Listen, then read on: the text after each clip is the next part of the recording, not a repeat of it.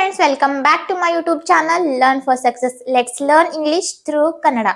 ನಮ್ಮ ಇವತ್ತಿನ ಟಾಪಿಕ್ ಇದೆ has, have and had. ಹಿಂದಿನ ಪಾರ್ಟ್ 1 ವಿಡಿಯೋನಲ್ಲಿ ನಾವು has, have and had ಅನ್ನ ಆಕ್ಷನ್ ವರ್ಬ್ ಆಗಿ ಹೇಗೆ ಯೂಸ್ ಮಾಡ್ತೀವಿ ಅಂತ ನೋಡಿದ್ವಿ. ಇವತ್ತಿನ ಕ್ಲಾಸ್ ನಲ್ಲಿ ಇವುಗಳನ್ನ ಹೆಲ್ಪಿಂಗ್ ವರ್ಬ್ ಆಗಿ ಹೇಗೆ ಯೂಸ್ ಮಾಡ್ತೀವಿ ಅಂತ ಕಲಿಯೋಣ.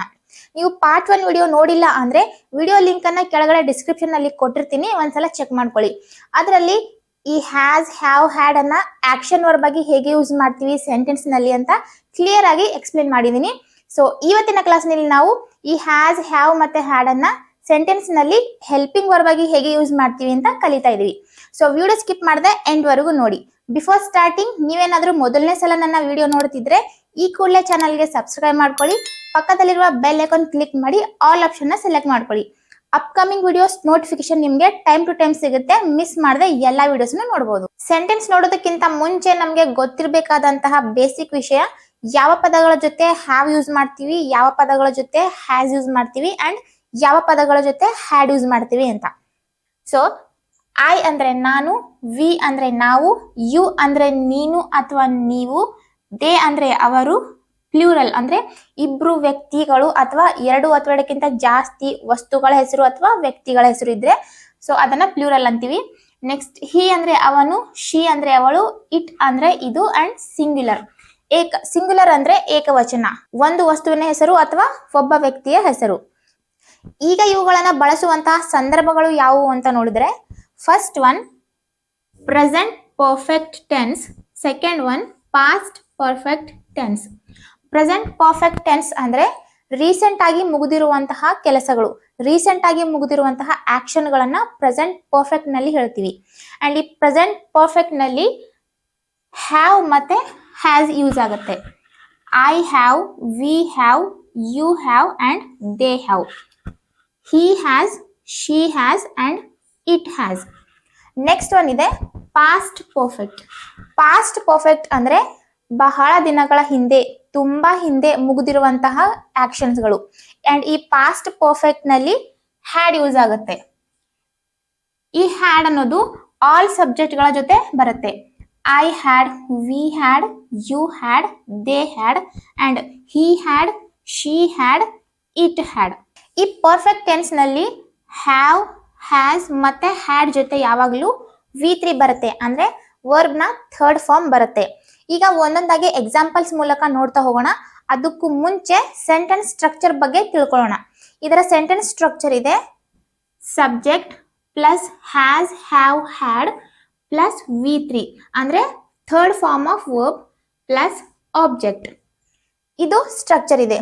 ಈ ಸ್ಟ್ರಕ್ಚರ್ ಪ್ರಕಾರ ನಾವು ಪರ್ಫೆಕ್ಟ್ ಟೆನ್ಸ್ ನಲ್ಲಿ ಬರುವಂತಹ ಸೆಂಟೆನ್ಸ್ ಗಳನ್ನ ಮಾಡಬೇಕಾಗುತ್ತೆ. ಫಸ್ಟ್ ಬರುತ್ತೆ ಸಬ್ಜೆಕ್ಟ್. ಸಬ್ಜೆಕ್ಟ್ ಅಂದ್ರೆ ನಾವು ಯಾರ ಬಗ್ಗೆ ಮಾತಾಡ್ತೀವೋ ಅಥವಾ ಸೆಂಟೆನ್ಸ್ ಯಾರ ಬಗ್ಗೆ ಹೇಳುತ್ತೋ ಅದು ಸಬ್ಜೆಕ್ಟ್. ಅಂಡ್ ನೆಕ್ಸ್ಟ್ ಬರುತ್ತೆ ಹ್ಯಾಸ್, ಹ್ಯಾವ್, ಹ್ಯಾಡ್. ಇವುಗಳಿಗೆ ನಾವು ಹೆಲ್ಪಿಂಗ್ ವರ್ಬ್ಸ್ ಅಂತ ಕರಿತೀವಿ. ಹ್ಯಾಸ್ ಮತ್ತೆ ಹ್ಯಾವ್ ಬಂದ್ರೆ ಅದು ಪ್ರೆಸೆಂಟ್ ಪರ್ಫೆಕ್ಟ್ ಟೆನ್ಸ್ ಇರುತ್ತೆ ಅಂಡ್ ಹ್ಯಾಡ್ ಬಂದ್ರೆ ಅದು ಪಾಸ್ಟ್ ಪರ್ಫೆಕ್ಟ್ ಟೆನ್ಸ್ ಇರುತ್ತೆ. ಇವುಗಳಿಗೆ ನಾವು ಹೆಲ್ಪಿಂಗ್ ವರ್ಬ್ಸ್ ಅಂತ ಕರಿತೀವಿ. ಹೆಲ್ಪಿಂಗ್ ವರ್ಬ್ಸ್ ಅಂದ್ರೆ ಸಹಾಯಕ ಕ್ರಿಯಾಪದಗಳು.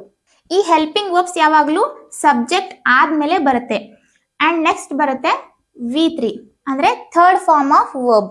ಇನ್ನೊಂದು ನೀವು ಮುಖ್ಯವಾಗಿ ನೆನ್ಪಿಟ್ಕೊಳ್ಬೇಕಾಗಿರುವಂತದ್ದು, ಈ ಹೆಲ್ಪಿಂಗ್ ವರ್ಬ್ಸ್ ಅಂದ್ರೆ ಹ್ಯಾಸ್, ಹ್ಯಾವ್, ಹ್ಯಾಡ್ ಜೊತೆ V3 ಅಂದ್ರೆ ಥರ್ಡ್ ಫಾರ್ಮ್ ಆಫ್ ವರ್ಬ್ ಬಂದ್ರೇನೆ ಅದು ಪರ್ಫೆಕ್ಟ್ ಟೆನ್ಸ್ ಆಗುತ್ತೆ.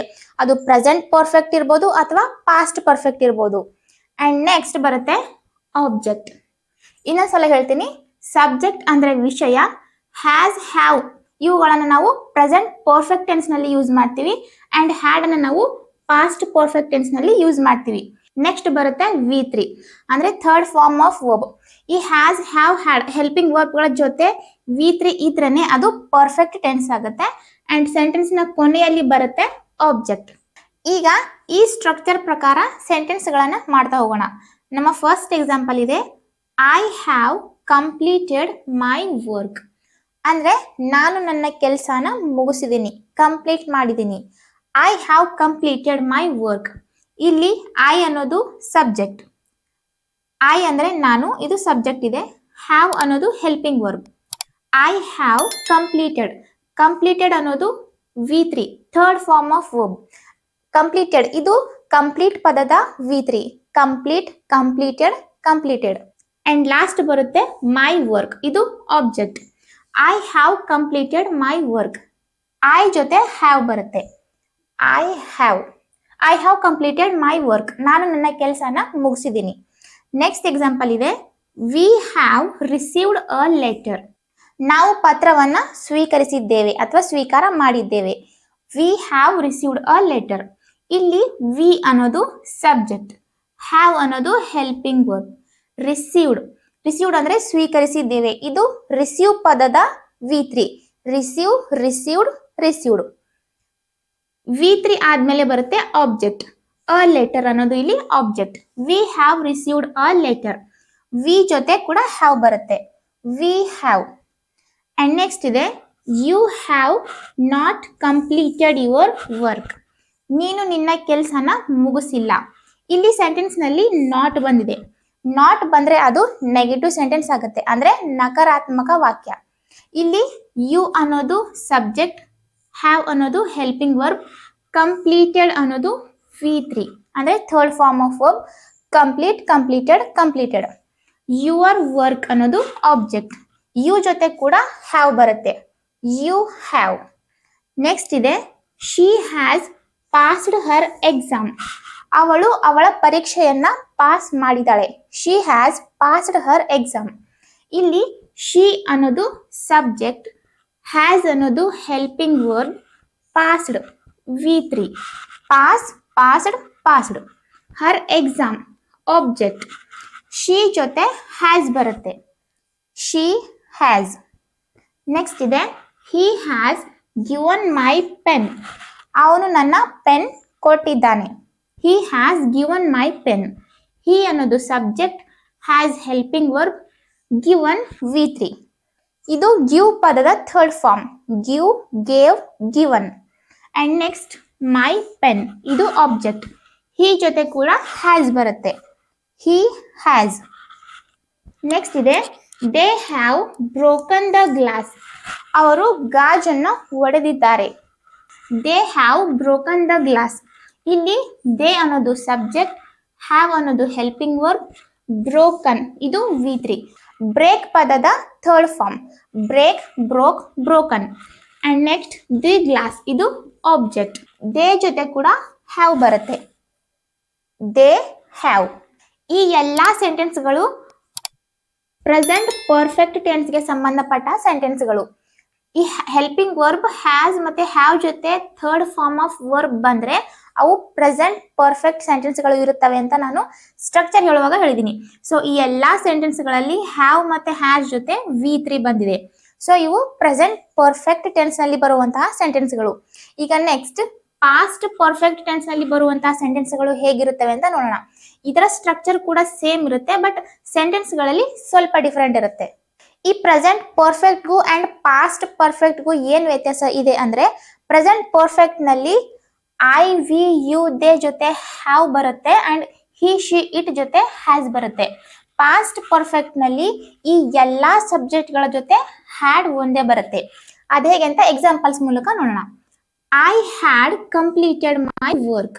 ನಾನು ನನ್ನ ಕೆಲಸನ ಮುಗಿಸಿದ್ದೆ. I had completed my work. ಈ ಸೆಂಟೆನ್ಸ್ ಪಾಸ್ಟ್ ಪರ್ಫೆಕ್ಟ್ ನಲ್ಲಿದೆ. ಬಹಳ ಹಿಂದಿನ ಮಾತು, ಹಿಂದೆ ಮುಗ್ದೋಗಿರುವಂತಹ ಮಾತು. ನಾನು ನನ್ನ ಕೆಲಸವನ್ನ ಮುಗಿಸಿದ್ದೆ. I had completed my work. Present perfect ನಲ್ಲಿ ಇಲ್ಲಿ ಹ್ಯಾವ್ ಬರ್ತಿತ್ತು, ಈಗ ಪಾಸ್ಟ್ ಪರ್ಫೆಕ್ಟ್ ಇದರಿಂದ ಇಲ್ಲಿ ಹ್ಯಾಡ್ ಅಂತ ಬಂದಿದೆ. ನೆಕ್ಸ್ಟ್ ಇದೆ, V had received a letter. ನಾವು ಪತ್ರವನ್ನ ಸ್ವೀಕರಿಸಿದ್ದೆವು. ಇದು ಕೂಡ ಬಹಳ ಹಿಂದಿನ ಮಾತು, ಪಾಸ್ಟ್ ಪರ್ಫೆಕ್ಟ್. ನಾವು ಪತ್ರವನ್ನ ಸ್ವೀಕರಿಸಿದ್ದೇವೆ. We had received a letter. We ಜೊತೆ ಕೂಡ ಹ್ಯಾಡ್ ಬರುತ್ತೆ.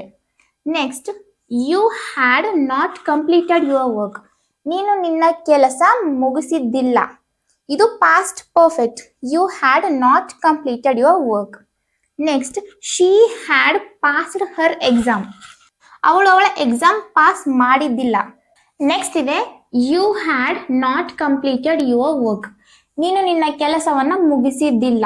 You had not completed your work. ಈ ಸೆಂಟೆನ್ಸ್ ನಲ್ಲಿ ನಾಟ್ ಬಂದಿದ್ದರಿಂದ ಇದು ನೆಗೆಟಿವ್ ಸೆಂಟೆನ್ಸ್ ಕೂಡ ಆಗಿದೆ.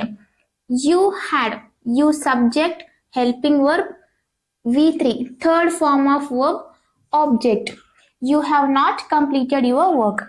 ನೆಕ್ಸ್ಟ್ ಇದೆ she had passed her exam. ಅವಳು ಅವಳ ಪರೀಕ್ಷೆಯನ್ನ ಪಾಸ್ ಮಾಡಿದ್ದಳು. She had passed her exam.